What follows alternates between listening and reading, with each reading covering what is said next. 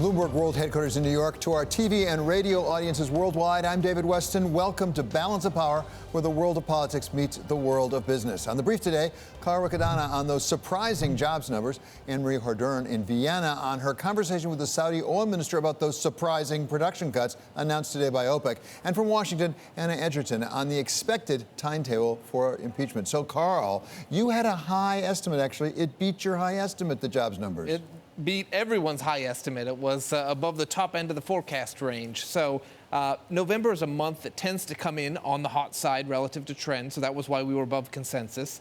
Then you layer in the return of all of those strikers at GM. That adds another 46,000 or so to the number. So it looked like a number would be above 200,000. But, of course, this number is even stronger, really, and shows, a significant diffusion of strength within the labor markets, not just pockets of strength, but really broad-based strength. So this is the second month in a row where it surprised the upside. Is it changing the trend line? Because it was coming down from the 200,000 number down to the 124. Is it going back up? It still looks like there's a broader deceleration underway, but the slope of that is much shallower in the current environment. And it tells you maybe some of the hand-wringing over the trade war is a little bit overblown in terms of the consequences for the broader economy. Trade war is a negative, without doubt. Economy's slowing. We're looking at 1.7% growth in the quarter. As the economy slows, hiring should slow, but things are not rolling over. That's what's most important. And that is my question, because you've written a fair amount of the relationship to the growth of the economy on the one hand and the jobs numbers on the other. There's been some artificial inflation because of scarcity in the employment picture. Is it changing your mind at all about how much the economy is slowing? I think maybe at the margin it tells us there's a little bit less slowdown. If we look at the number of hours worked, right? A unit of GDP requires a certain number of worker hours to produce. And the fact that aggregate hours worked is growing at about 1.9% in the current quarter tells us that those tracking estimates of GDP that are below our forecast of 1.7%, they're down closer to 1%. Those are a little bit overblown. The other takeaway here, based on today's numbers, we didn't revise our GDP outlook, but we did revise our outlook for the unemployment rate. And so while we were looking for 3.5 on the rate today, the momentum that we're seeing in the pace of hiring, which is slowing but not as much as we thought, tells us that we're going to continue to overshoot the natural growth rate in the labor force, which means this unemployment rate, which is now at the lowest since 1969, is going to grind lower over the course of next year. We changed our forecast from 3.4% to 3.3%. Goodness. Now, the last time voters headed to the polls with the unemployment rate as low as it's likely to be on November 3rd of next year was Dwight Eisenhower's first term. Dwight Eisenhower. Okay. Elvis Presley was still in high school at that time. Not even I remember Dwight Eisenhower exactly. Many thanks to Cara Ricadana. He's chief U.S. economist with Bloomberg Economics. And now let's go over to Anne-Marie Hordern in Vienna. She had a wonderful and timely interview with the Saudi Arabian oil minister. After this, I thought it was a rather surprising announcement coming out of Vienna. So what did you learn, Anne-Marie? Quite a surprise, David, as you say, and you saw that reaction in the oil market. Prince Abdulaziz, his first meeting as the Saudi oil minister, he waited till the press conference to announce that the kingdom will be cutting about 300,000 barrels a day less than what they were producing in November. And I asked him why in this interview following the press conference. Take a listen. The market requires it because there will be additional stocking in the first quarter. And we thought that the best thing to do is to preemptively lower our production to make sure that we could deal with the stocking as we go on to the end of 2020. So, David, on one hand, he says this to stabilize the market, but on the second hand, he said the Saudis were only willing to cut because they got assurances, real serious assurances from the others that have been cheating that they will get in line. He was very stern with the other ministers.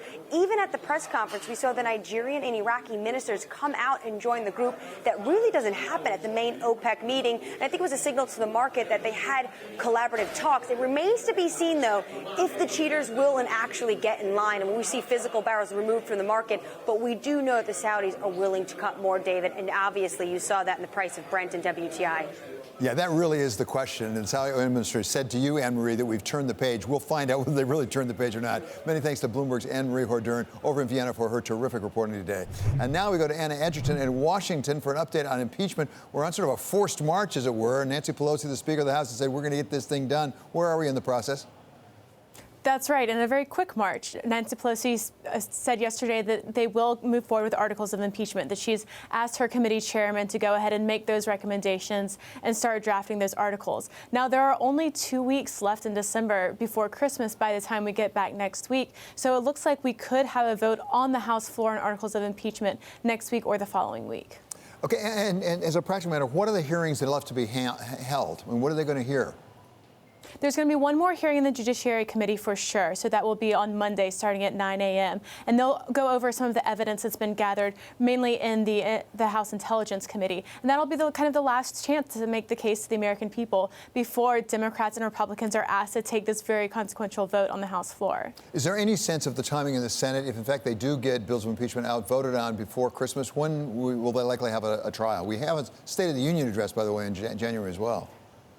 Right, and there's a few considerations to look at when we're talking about the Senate process, because by Senate rules, everything else has to stop. So we have to make sure that not only are we, funding the government, if we want to get USMCA, the new trade deal, through the Senate, that either has to happen before or after a Senate impeachment process. It can't happen during. So we're looking at a 6 to 8 week process in the Senate. That would be 6 days a week working on impeachment. And we are expecting the White House to present a pretty robust defense. So they could call witnesses and definitely have the White House legal counsel there defending the president. Okay, thank you so much to Bloomberg's Anna Edgerton reporting from Washington. And now it's time to get a check on the markets and how they're reacting to today's top stories. Joining us now is Abigail Doolittle. I think even I could figure it out today, Abigail. Jobs. Oh, was that what you were going to guess? Yes. That was my guess. Yes, that would be it. Jobs.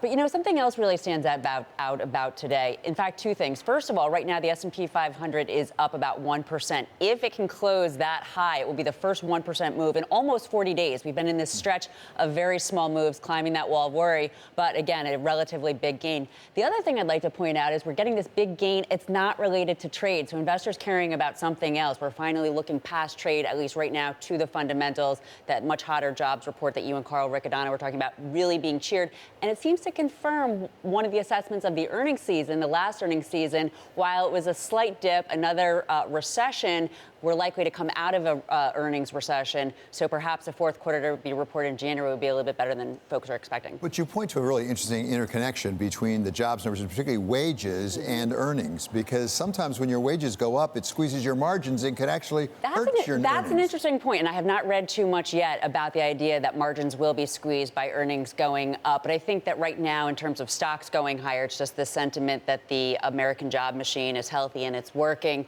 But, also interesting, if we tie in another piece of economic data, earlier this week we had that really horrible ISM print, that contraction 4 months in a row. So when you put it together, it's been a bit of a choppy week for stocks. For a little while, we were down. Earlier, the Dow was actually still down on the week. It may still be. But leading to the upside, Russell 2000, EM equities, while bonds are down. So on the week, when you put all of this together, it's slightly risk on, sort of an interesting, possibly bullish tell for what we could see next week. And of course, next week is big because we will be hearing more perhaps about that December 15th tariff deadline. Oh, there is that. That's right. There is that. We'll get back to trade. Today we will have to... Yes, a little break. Next week we'll get back to trade. Yes. Okay, thank you so much to Abigail Doolittle for that review of the markets. We turn now to Ritika Gupta. She's here with Bloomberg First Word News. Thanks, David. The death toll has risen in a shooting at the Naval Air Station in Pensacola, Florida. Authorities say 4 people are dead, including the gunman. 7 others were wounded, including 2 sheriff deputies. No word on who the shooter was or a possible motive.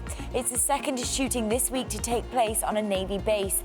A sailor shot 2 workers and injured another before killing himself Wednesday at Joint Base Pearl Harbor-Hickam in Oahu. Democratic presidential candidate Elizabeth Warren has been given a clean bill of health. Her personal physician says her weight, blood pressure and cholesterol levels are all within normal ranges. The doctor's report says Warren's only medical condition is hypothyroidism, for which she takes medication. Warren's doctor says she follows a healthy diet and exercises regularly.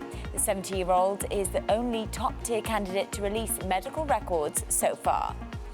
OPEC and its allies have agreed to adjust their output target. At the summit in Vienna, the cartel decided to redistribute production cuts between its members. This following pressure from Saudi Arabia. For a long time, the Saudis carried an outsized share of the burden. OPEC Plus will reduce the output target by an extra 500,000 barrels a day. And noted economist Marvin Goodfriend has died. The former nominee for the Federal Reserve Board of Governors was 69 years old. He had been teaching economics at Carnegie Mellon in Pittsburgh. Global News, 24 hours a day, on air and on Quick Take by Bloomberg, powered by more than 2,700 journalists and analysts in more than 120 countries. I'm Ritika Gupta. This is Bloomberg. David? Thanks so much, Ritika.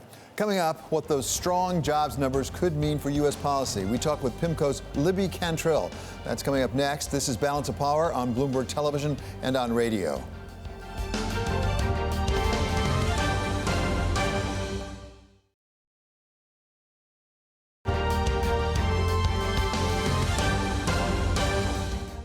Despite, I don't know, a certain amount of pessimism, the economy is outperforming expectations. Economic policies from the president are working, and America is going back to work. And I just think that's crucial.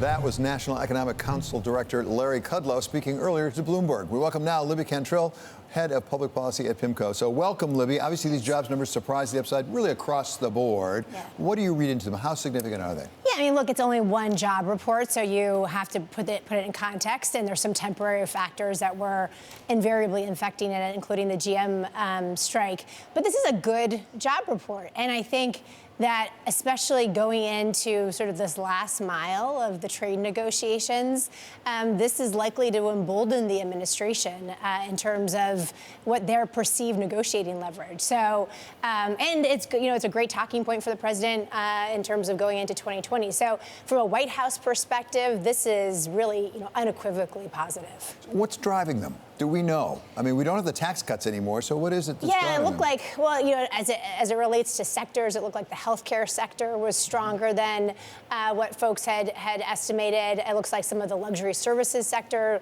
were stronger. But again, I mean, as you were saying before, it's important to put this in broader context, that this is only one jobs report. This can be quite noisy from month to month. It does sort of, show that there is some kind of slowdown, but that slowdown may not be accelerating to the extent that I think a lot of folks were worried about, back in August, for instance. And as you point out, Libby, it's despite the uncertainty about trade. Right. Not because of it, because despite it.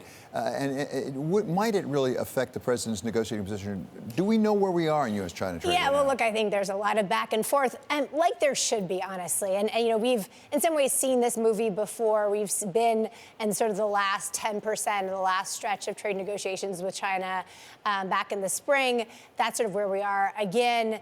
And this is always the hardest part of a negotiation. And I also think that we need to take the president seriously when he says that he is ready to move forward with these December 15th tariffs. What we know is that we want China to make some firm commitments on the agricultural purchases. We also want them to make some firm commitments on structural concessions like forced technology transfer. And David, that's been one of the big sticking points in these negotiations. At the same time, China, of course, wants to have some pretty significant tariff relief. So in some ways, we're back where we were back in the spring in terms of the issues that continue to plague these negotiations. But there is a lot of political will to get something done. But I also think we have to take the president seriously. He believes tariffs work. His base understands them. And what we've seen before is that he is prepared to move forward with threats, that they're not just empty threats. We're talking with Libby Cantrill of PIMCO. We had David Wu on yesterday, actually, who had a view on how important actually a China trade deal was to the president and his re-election. He had a very high correlation in his estimation between the two. This is what he said. The outcome of the U.S.-China trade war and the outcome of the U.S. election next year will have a 90% correlation. Because if Trump managed to close this trade deal with China, I think the economy is going to do very well. And he's clearly going to be the man to beat. If, however, there is no trade deal with China, the stock market is going to go down. The economy is going to suffer. So, Libby, I must say I found it a bit puzzling. A 90% correlation, because as we saw the jobs numbers this morning, they did just fine without a trade deal. Exactly. And the flip side also, if we don't get a trade deal, will the economy crater? Yeah, I mean, with all respect to David, that seems a little reductive, right? I mean, is making progress with China important to the markets? For sure. And has, I think what the markets have shown over the last few days is they've been sort of priced for perfection in terms of just assuming this phase one was a bit of a done deal, and sort of any skepticism around that, the market sells off. But I think the point, and this is what we're trying to reiterate to our clients, is that even if we get a phase one trade deal, there will still be uncertainty with China as it relates to both trade and then these broader issues. So it's not to say that just if we get phase one, all of this trade uncertainty will go away. We'll still likely have pretty significant tariffs on Chinese imports. So I think, again, it's pretty reductive to say you get a phase one deal and President Trump gets reelected. But will the markets likely sell off if we get escalation next Sunday with these December 15th tariffs? Yeah, for sure. There are some other issues pending, as you suggest on there, including funding the government. Believe it or not, we're back at that. December 20, we got a deadline again, exactly. But I guess my real question there is there a relationship between the impeachment proceedings and how much time is being consumed in the House side on that and funding the government? Because we do have a deadline coming up the 20th. Yes, and it's a great point, David. And something we were just saying is that the markets have been pretty impervious to impeachment, right? I mean, these sort of historical proceedings are going on, and the market, really doesn't seem to be paying attention to it. What I've been telling our clients and to our investment committee is that the markets will only care about impeachment if it impacts President Trump's reaction function. Meaning that if President Trump wants to change the narrative away from impeachment proceedings, does he double down on the things that he does have control over? Trade policy, foreign policy, immigration, and signing the funding bill into law. And what we've seen before is that he has thrown in sort of the insistence of border wall funding and before, and he shut down the government over that last December, if you remember. Could he do that again if he wants to change the narrative? Absolutely. So yes, yet another thing to be just monitoring from a market's perspective. So we're talking with PIMCO's Libby Cantrill here. One more thing to throw into the hopper, and that's USMCA, that successor to NAFTA. Yep. I've talked to some people who say that the time is really a wasting if they want to get this thing done this year before we get an election year. Yeah, I think the conventional wisdom is that Speaker Pelosi needs to get something on the floor before year end. I'm not sure I totally subscribe to that. I don't think she does either. I think there is no necessarily deadline on this. Could this go into January or February? Absolutely, and still get passed, for sure. Does it get a lot harder, though, when you get in the midst of the general election campaign season to get a lot of these members to vote on something that they may be kind of reluctant to vote on? Yeah, absolutely. So I don't think that the end of year is any kind of hard deadline. I think we could still see passage of USMCA in a February-March timeframe, but it could be significantly harder if we get into the spring. Are we getting closer? Because it seems like every single day there's another issue gets put on the table. We have the biologics issue that came up a couple of days ago. Then we had an internet issue, a protection of internet. Is that indicating maybe it's really getting hard to put it together? Or is it what happens in the closing stages of a negotiation? Everybody comes in from all sides. Right. And I think, as we've discussed before, I think that the politics around this for the Democrats have really changed. So I think going into even the fall, it wasn't necessarily clear that Speaker Pelosi felt like she needed to bring this to the floor. Now, with impeachment, she really does need to provide some political cover to those centrist Democrats who won in districts that President Trump won in. But you're right. Sort of, again, the last mile of these negotiations, everybody wants their own, concession. So in some ways, this is to be expected. I think that the main question here at this point is, does USTR Lighthizer try to make concessions to the Democrats that Mexico and Canada can also agree on? So he's trying to thread the needle here, so we should have some sympathy for him. But I still think this gets done in kind of end of 2019, 2020 timeframe. Okay, Libby, great to have you with us. Thanks as so always. That's Libby Cantrill. She's head of public policy at PIMCO. Still ahead, Goldman Sachs may escape with a lower fine over the role it had in 1MDB, that scandal over there. It's our company in the crosshairs. It's next, and this is Balance of Power on Bloomberg Television and Radio.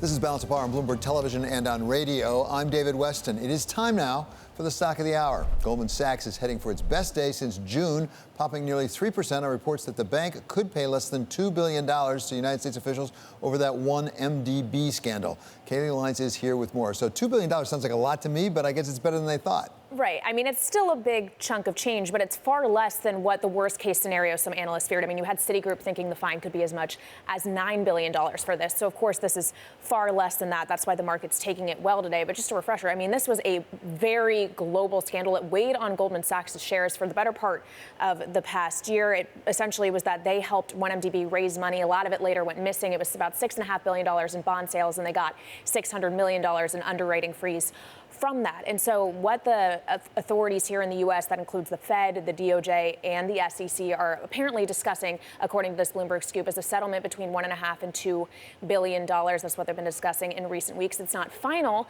but they think a decision could be coming soon, and the market's liking that today. But once again, that could be as much as 3 times what they actually got out of the deal in fees. And it's not just the Department of Justice in the United States. They've got some Malaysian issues, too. They're going to have to settle those. Yeah, that is still ongoing. They're still in those separate negotiations. And Malaysia publicly has demanded Goldman pay as much as $7.5 billion for this. Now, according to Bloomberg's reporting, in those private discussions, it's actually far less, about $2 to $3 billion. But it is still a risk factor. Our analysts, I would say, here at Bloomberg Intelligence noting today that a possible U.S. settlement could have some credits paid out to Malaysia as part of it. We've seen it in the past, like with SocGen last year. Their corruption probe was settled for about $1.3 billion, and that included $300 million in payments to France. So that could potentially happen here as well. Okay, so apart from 1MDB, how's Goldman doing? Better. I mean, in the third quarter, the FICC equities trading business that had plagued them for a little bit did do a better performance, and the shares have recovered for the better part of this year. We've been in a bit of a range really since the summer. We're still up about 33% on the year, but of course, this isn't the only issue. It has been a very large issue overhanging Goldman, but remember, it's been in the headlines for some other negative reasons recently. I mean, most recently, the Apple Card and the allegations of algorithmic bias in regard to gender. That was supposed to be, Goldman pushing more into consumer finance. That didn't necessarily go over smoothly. Plus, their investment in WeWork, which we know is now worth far less than initially. And they had investments elsewhere, like in Uber, which has fallen nearly 40% since its IPO. And in the meantime, the new CEO, David Solomon, is trying to retool the whole bank, trying to reposition their position in the marketplace as other banks are sort of passing them by.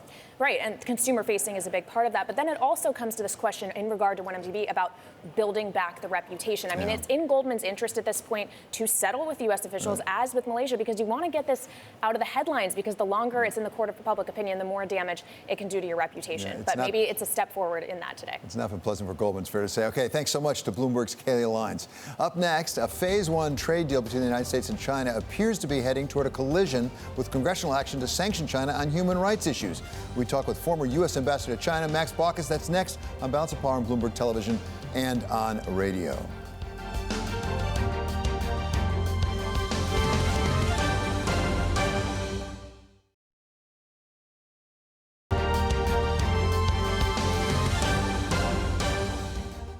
From New York, this is Balance of Power on Bloomberg Television and Radio. I'm David Weston. For Bloomberg First Word News, we go now to Mark Crumpton. David, authorities say 4 people are dead, including the gunman in a shooting at the Naval Air Station in Pensacola, Florida. 7 others were wounded, including 2 sheriff's deputies. No word on who the shooter was or a possible motive.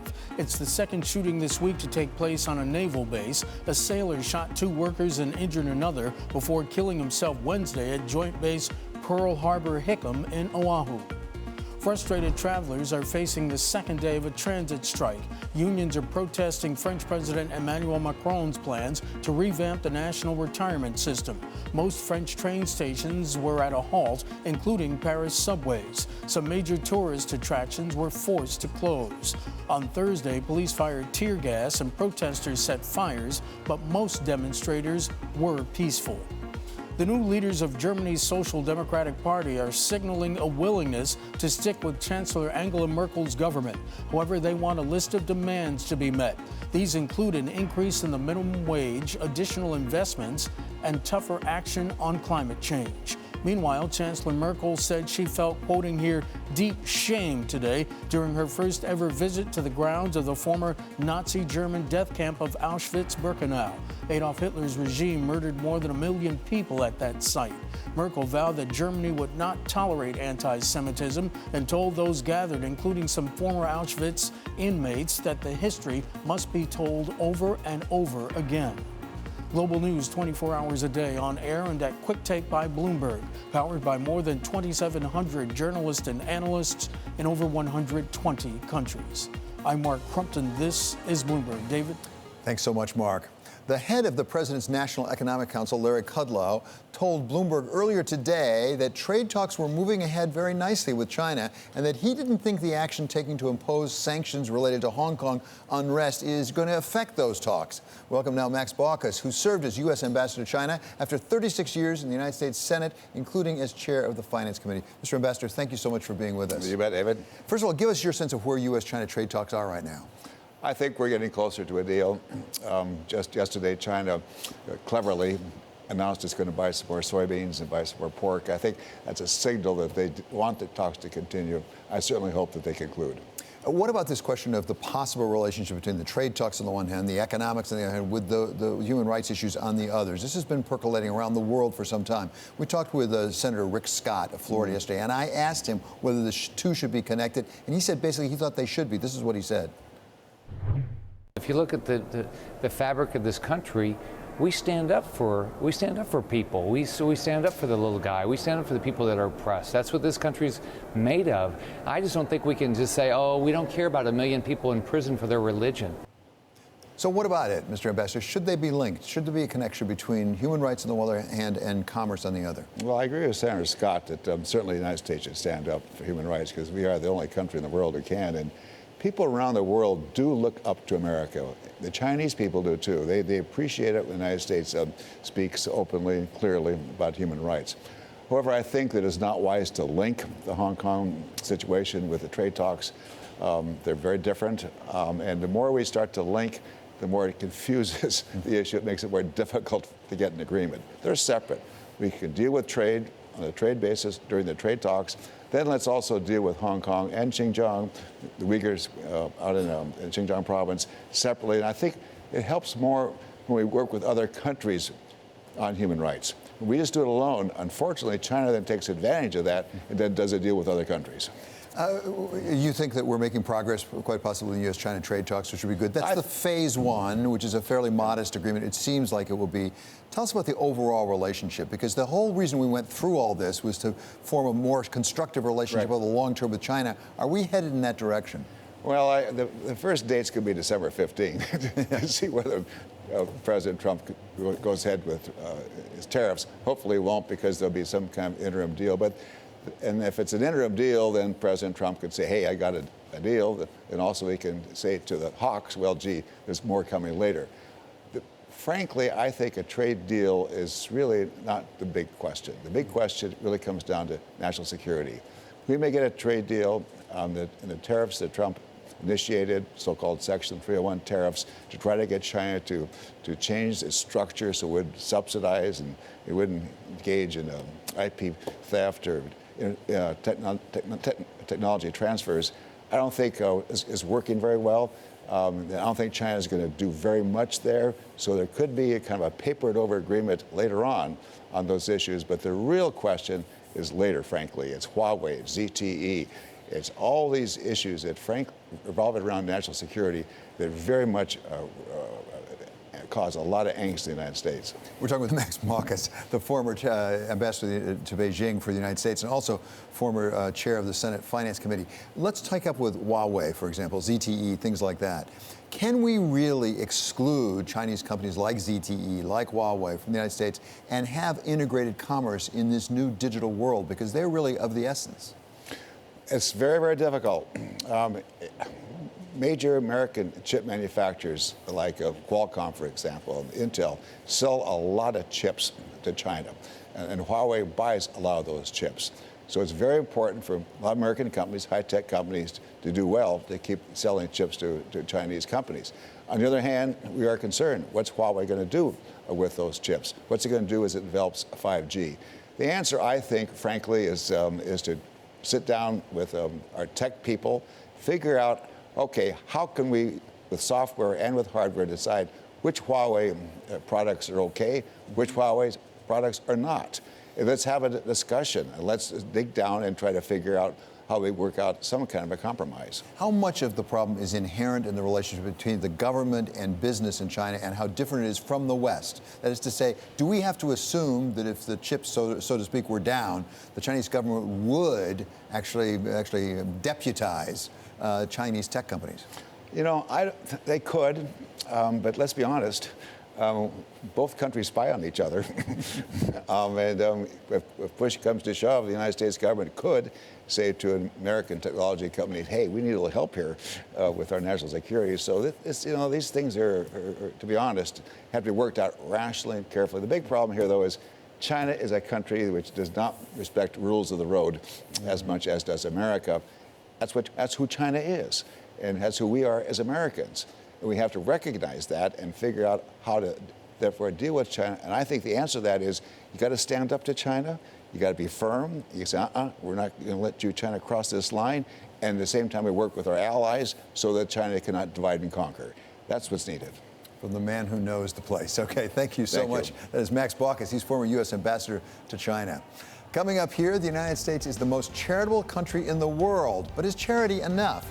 We talk with Darren Walker, head of the Ford Foundation, about his new book, From Generosity to Justice. That's next on Balance of Power on Bloomberg Television and on radio.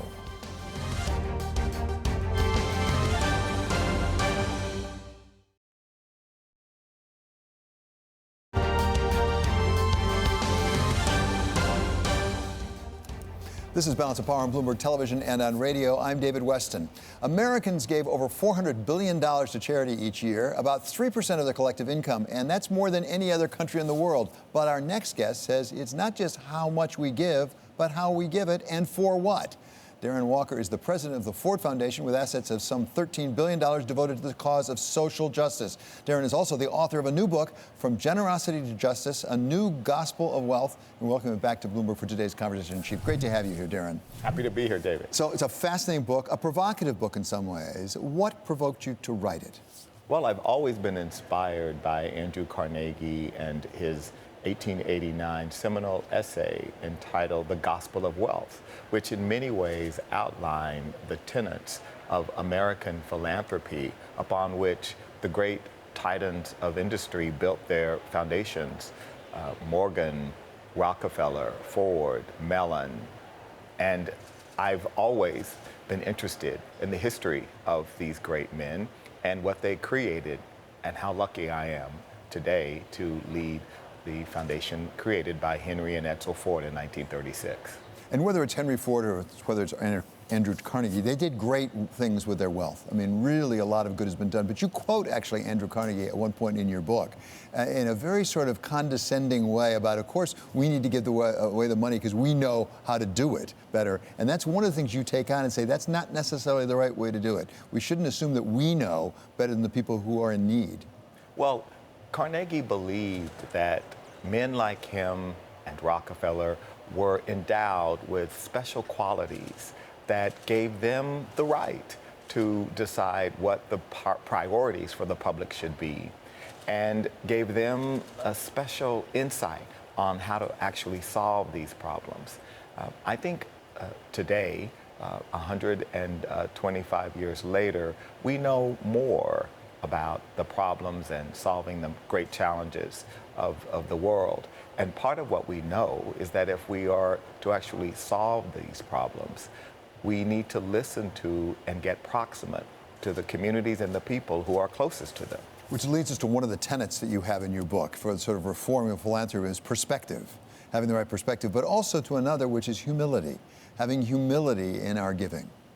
Well, it's that we approach our giving with some sense of humility, that we don't have the answer, that just because we may have been successful in business or in some facet of life and become wealthy or become a donor, that we actually are endowed with a special insight. The insight is that we need to know what we don't know as much as what we do know. And sometimes the privilege of wealth allows some to believe that they know more, they know better than others who are actually closest to the problems or who may have expertise on that issue. We're talking with Darren Walker. He is the head of the Ford Foundation, about his new book on going from generosity to justice. You interview some fascinating people in the book, including Lorene Paul Jobs. What did you learn from her about philanthropy? Well, Lorene is on the vanguard of a new generation of philanthropists who are using not only private foundations, but the larger LLC corporate structure to do social good in the world. And so what Lorene has taught us is that you can have a large enterprise like the Emerson Collective, her organization, and within that do work that is political, do work that is charitable, do work that is focused straightforwardly on justice. Another thing that you bring up in the book is the need to speak out, to have the courage of your convictions. And you talk with Ken Frazier about that and the fact that and he's not typical necessarily of CEOs of publicly traded companies, has not been afraid to speak out on issues of social justice. Well, Ken is a good friend of mine, and I'm a huge admirer, in part because he has, I think, exhibited courage at very challenging times. But I also say in the book that it's hard to be courageous when courage is discouraged. And for the heads of public companies, it's very hard to always be courageous because you're always worried about risks and mistakes and missteps. And so it is if you're going to be penalized for making a misstep, why take the risk? And courage often requires risk-taking. You write in your book about the generosity of many, many Americans. And as generous as they are, it can sometimes be misplaced. You talk about the difference between addressing the consequences of the injustice as opposed to addressing the root causes of the injustice, how critically important it is we do that. And ironically, often the money we're giving away came about because of some of the very factors that have led to injustice. Well, Martin Luther King in 1968 said the following: philanthropy is commendable, but it should not allow the philanthropist to overlook the economic injustice which makes philanthropy necessary. And what he was doing was challenging philanthropists to consider the actual systems, structures in society which generate injustice, which generate unfairness, which limit the opportunity of some and compound the opportunity and privilege of others. And this idea has really, I think, framed my book. It's this notion that we privileged people need to get a little uncomfortable and think reflectively and through interrogating our own behaviors, our own wealth, our own advantage, and ask ourselves, how do we ensure that we use this privilege and advantage to benefit and lift up more people? Okay, many thanks to Darren Walker. Special to have you here, Darren. Thank you. He is from the Ford Foundation. He's the president there. And he's also the author of From Generosity to Justice, A New Gospel of Wealth. This is Balance of Power. We're on Bloomberg Television and on radio.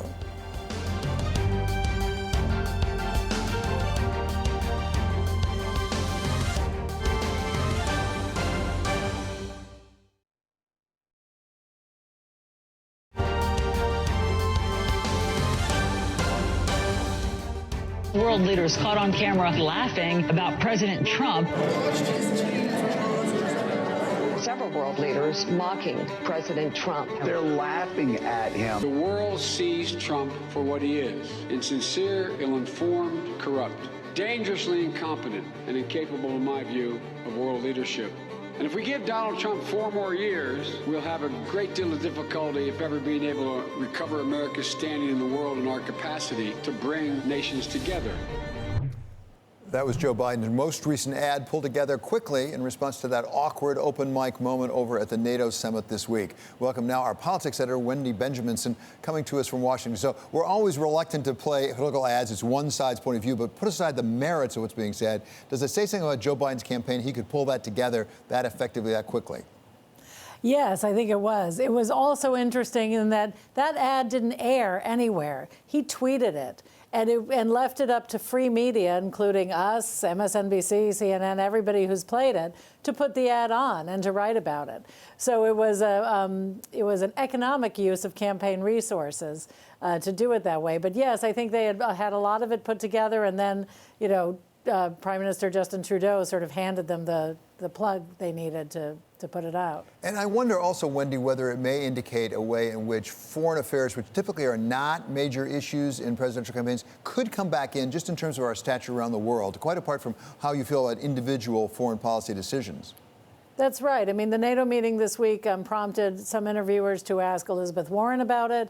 Biden also got the endorsement this week of John Kerry, which was, I'm sure, strategically timed, former Secretary of State in the Obama administration, who crafted the Iran nuclear deal, to endorse him. And that, you know, in the middle of a tour of rural Iowa, was a good reminder for voters of what Biden wants to show as his experience in the foreign policy realm. So let's take a look at a second ad, a quite different ad from Cory Booker. This one is a little bit more tongue-in-cheek.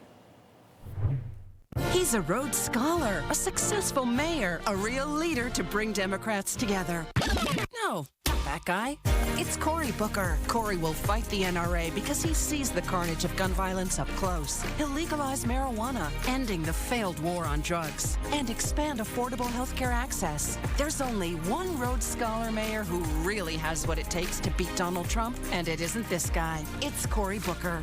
So, Wendy, I find it interesting because typically in an ad of any sort, political or otherwise, you don't mention the competition in your ad. Obviously, they've decided it's worth it because Pete Buttigieg is so far ahead of Cory Booker. Yes, that's right, especially with the big sign, you know, not him. No, that's a really clever ad. It's a lot of fun.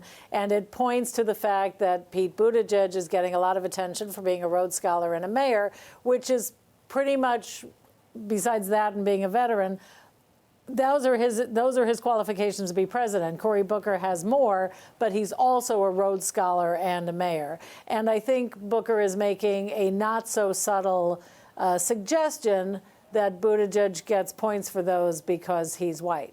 Well, that's very interesting. There's another difference between the two of them, which is one of them has got a position on that debate stage, and the other one's still fighting for it, as I understand it. Next week, I guess we're going to know exactly who's going to be at the last debate? Yes, that's right. The debate is a week from Tuesday on the 19th, but on the 13th, we will know who qualifies. So far, Cory Booker hasn't. He has qualified for the others. And with the departure of Kamala Harris from the race, another black candidate, at the moment, there are no black candidates going to be on the debate stage. And as Booker said this week, there are now more billionaires in the race than black people. Yeah, which is quite telling. We would not have expected that of the Democratic Party. Is there any question about the criteria that were used? Oh, sure. There's a lot of questions about how the DNC has structured these debates. I mean, there were several, as you may recall, in the summer where there were so many candidates they had to spread them out over 2 nights. But I think this may speak to in 2020 that black Democratic voters are not necessarily looking for a candidate who looks like them, but one who will speak to them about the issues that's important to them. And as of right now, does that appear to still be Joe Biden, the former vice president? I mean, that's what the polling earlier on had indicated. That's right, and it does. He still has an overwhelming lead with black voters. We'll have to see in the next round of polls because Pete Buttigieg has been making a real push for black voters, and so has Elizabeth Warren. Okay, Wendy, thank you so very much for joining us from Washington today. That's Wendy Benjaminson. She is our politics editor, I'm happy to say. Coming up, Balance of Power continues on Bloomberg Radio in our second hour. We are going to continue our coverage of the strong jobs report out today, and specifically the auto manufacturing sector, seeing its biggest jump in job growth since 1998, which might have to do with that GM strike. Plus, we are going to hear from Phil Cox. He is TradeWorks for America co-chair on the need for passage of USMCA, with conflicting reports about whether Congress really has to come to terms within a very short period of time if they're going to get it enacted. Live from New York, this is Balance of Power, and we are on Bloomberg Television and on Bloomberg Radio.